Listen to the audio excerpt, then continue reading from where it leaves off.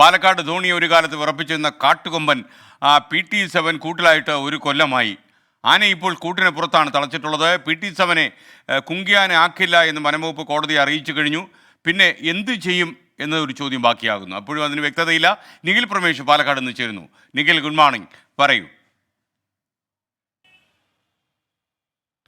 എസ്കൻ, good morning. ഒരു കാലത്ത് നമുക്ക് ഓർമ്മയുണ്ട്, ദിവസവും രാവിലെ മോർണിംഗ് ഷോയിൽ ഇങ്ങനെ PT-7 ധോണി എന്ന മേഖലയിൽ തീർത്തിട്ടുള്ള നാശനഷ്ടങ്ങളുടെ വാർത്തയായിരുന്നു റിപ്പോർട്ട് ചെയ്യാനുണ്ടായിരുന്നത്.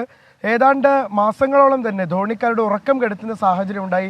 PT-7 എന്ന കൊമ്പൻ ശിവരാമൻ എന്നൊരു വയോധികന്റെ ജീവനെടുക്കുകയും ചെയ്തു. രാവിലെ നടക്കാൻ പോകുന്ന വഴി ഇദ്ദേഹത്തെ ആക്രമിക്കുകയായിരുന്നു PT-7. അങ്ങനെയൊക്കെ ഒരുപാട് ദുരിതങ്ങൾ ആ നാട്ടുകാർക്ക് സൃഷ്ടിച്ചൊരു കൊമ്പനായിരുന്നു.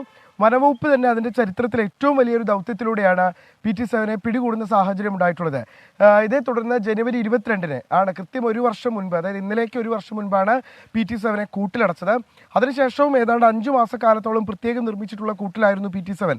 വളരെയധികം അക്രമകാരിയാവുകയും ആദ്യഘട്ടത്തിൽ ഈ പാപ്പാന്മാരോടൊന്നും സഹകരിക്കാതൊക്കെ ഇരിക്കുകയായിരുന്നു PT-7. എന്നാൽ പതിയെ അതിനെ മെരുക്കിയെടുക്കാൻ പാപ്പാന്മാർക്ക് കഴിഞ്ഞു. ഇതേ തുടർന്ന് നല്ല നടപ്പ് സ്വീകരിച്ച PT-7 പിന്നീട് ശാന്തനാവുകയും വളരെയധികം പാപ്പാന്മാരുമായൊക്കെ ഇണങ്ങുകയും ചെയ്തു. ഇതേ തുടർന്ന് ഇപ്പോൾ കൂടിന് പുറത്താണ് PT-7 താമസിപ്പിക്കുന്നത്, കെട്ടിയിടുന്നത്. ചില ദിവസങ്ങളിൽ കാട്ടിലേക്ക് മേയാൻ വിടാറുണ്ട്. കൃത്യമായിട്ടുള്ള ഭക്ഷണവും എല്ലാം നൽകി അത് ആരോഗ്യസ്ഥിതി വീണ്ടെടുത്തതായാണ് നമുക്ക് വനവകുപ്പ് ഉദ്യോഗസ്ഥരിൽ നിന്ന് ലഭ്യമാകുന്ന വിവരങ്ങൾ. കണ്ണിന് ചില പ്രശ്നങ്ങൾ ഉണ്ടായതിനെ തുടർന്ന് അതിൻ്റെ ചികിത്സ നൽകിയിരുന്നു. അതേ തുടർന്ന് ഇപ്പോൾ കാഴ്ചശക്തിയും തിരിച്ചെടുത്തിട്ടുണ്ട് PT-7. ഈ സാഹചര്യത്തിൽ തിരികെ കാട്ടിലേക്ക് തന്നെ PT-7 വിടണമെന്നുള്ള ആവശ്യം ഉന്നയിച്ചുകൊണ്ട് ചില പരിസ്ഥിതി പ്രവർത്തകരും മറ്റും രംഗത്തെത്തുന്ന സാഹചര്യം ഉണ്ടായിരുന്നു. എന്നാൽ ഇതിനെ ശക്തിയുക്തം എതിർത്ത് ധോണി നിവാസികൾ രംഗത്തെത്തുകയും ചെയ്തിരുന്നു. എന്തായാലും PT-7 ഇപ്പോൾ കുങ്കിയാനെ ആക്കില്ല എന്നുള്ള തീരുമാനം കോടതിയെ ഇതിനോടകം തന്നെ വനംവകുപ്പ് അറിയിച്ചിട്ടുണ്ട്.